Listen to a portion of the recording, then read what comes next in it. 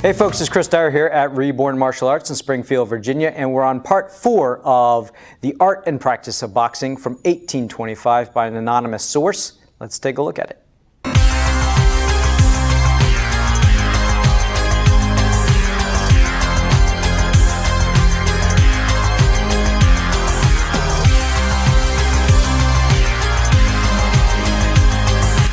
Okay, so today we're going to be talking about training methodology from this source, and it's actually really exciting because we have some historic firsts. So let's get started with it. First thing that we're talking about is wind, the ability to keep moving and produce power. In this manual he describes that you can wind and get winded your opponent. So what is getting winded? Winded is obviously, there's 2 ways that we can get winded. The first one is simply through physical activity. You're not able to keep up with the ability that you're putting out, that you're physically active, that you're moving, you're punching, you're moving, you're boxing, and then you start huffing and puffing and you overexert yourself. You can't breathe fast enough to supply oxygen to your muscles. You're getting winded. The second version of this is if you get the wind knocked out of you. So that's also getting winded. The definition that he uses, wind, applies to both of these. And what he says is there's 2 ways that you can deal with this. You can train both physically with a partner, and he goes through a number of different methods to practice to increase your wind, your endurance basically.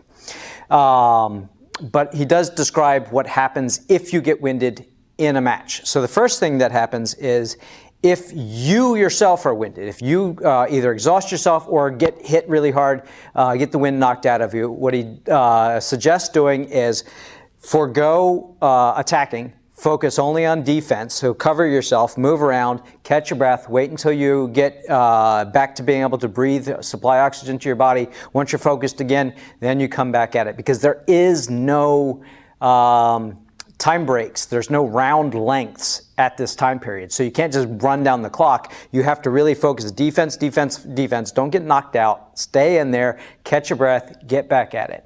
The second thing he says is if your opponent gets winded, forego defense, attack, attack, attack, attack, because now's your opportunity to just end it, be done. So some very obvious, logical ways of dealing with getting winded in this time. Now, what he suggests for improving your wind, there's lots of different phases. The first one that he recommends is actually these guys.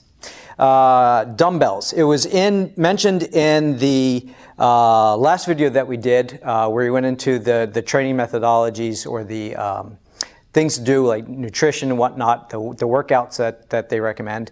But this is one of my personal favorite ways of actually training. So I'm going to go through with you guys some of the stuff that I do when I'm using dumbbells. So what they actually recommend in this manual, something that I usually do, just take your guard, and you're using the dumbbells to increase the difficulty of throwing your strikes. So you're increasing the amount of power that you can produce, and you're also having to work harder to throw those strikes.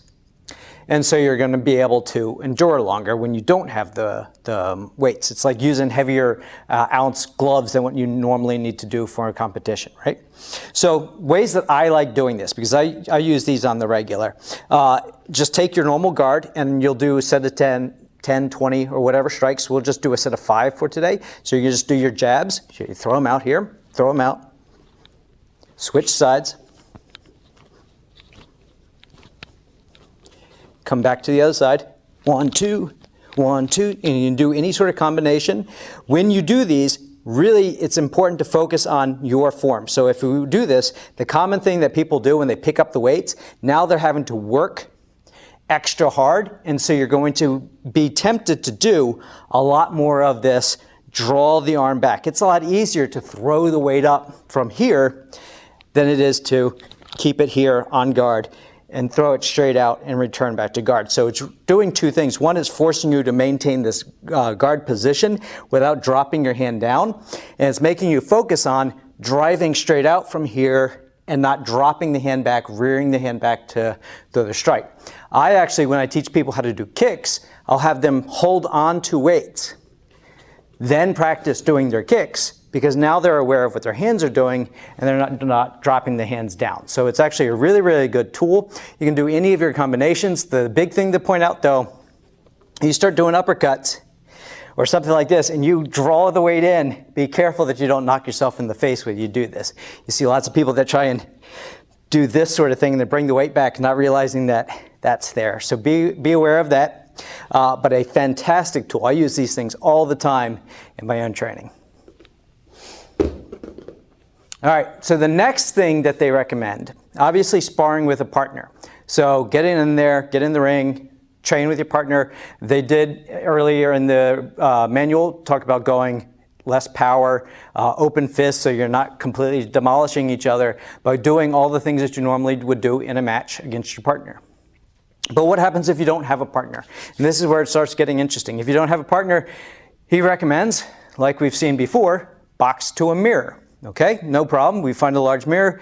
You throw the strike, the mirror throws the strike, you cover that strike. You throw a strike, the mirror throws the strike, you cover that strike. And you just kind of do a I go, respond to my mirror movement, and you're following along with that. Okay, fantastic. But we know at this time period, not everybody can afford a mirror. They're still really, really expensive. And there's an awareness going on in this manual that we haven't seen in the past. His viewership or the people that are reading his manuals might not be upper echelon people that can afford a full-length body mirror. So what do you do? So this is the interesting part. This is, from all of my research, the very first point, the first time in history that we have shadowboxing. What he recommends doing is setting up a candle, put it in the middle of the room, go up against a wall so that you have the shadow of yourself between you and the wall. There's your shadow. As your shadow moves, you move with it. We have shadowboxing. For the very first time in history, this is what he's describing. So you have, if we were to set this up, light behind you, light source behind you, and you can do this on your own. Mike and I set this up in our back. You have the light behind you, whatever light source you want. Shadows over here. It moves one way, you react to it. It moves another way, you react to it. So now we're actually shadowboxing. So if you ever wondered where that term comes from, shadowboxing, that is it. You are literally, in this case, boxing against your own shadow. I actually had assumed that that's what you were doing, but had no reference at all historically what that looked like, and here we have it for the very first time. In the next video in this series, we're going to be covering footwork and some more striking patterns, so some really cool, interesting stuff coming up. Stay tuned with it. Be sure to like, subscribe, share, all that other good stuff, and we'll see you next time. Thanks, guys.